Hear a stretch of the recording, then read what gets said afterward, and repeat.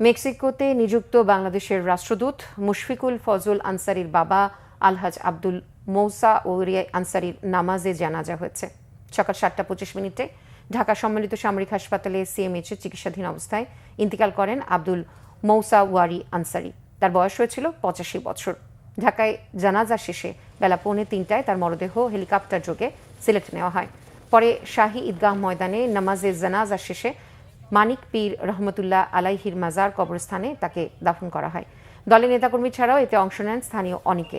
সিলেটের এক সম্ভ্রান্ত পরিবারে জন্ম নেওয়া মরহুম আব্দুল মোসাওয়ারির আনসারীর বাল্যকালে সৌদি আরবে প্রাইমারি শিক্ষা সম্পন্ন করে পরবর্তীতে বোম্বেতে উচ্চশিক্ষা অর্জন করেন। বাল্যকালের একটি বড় সময়ে তিনি তার পিতা সিলেট অঞ্চলের পীরে কামাল ফজল আনসারীর সঙ্গে সৌদি আরবে কাটান। কর্মজীবনে তিনি দেশি বিদেশি সংস্থা সহ সৌদি হজ মন্ত্রণালয়ের অধীনে সরকারি হজ কার্যক্রমে যুক্ত ছিলেন।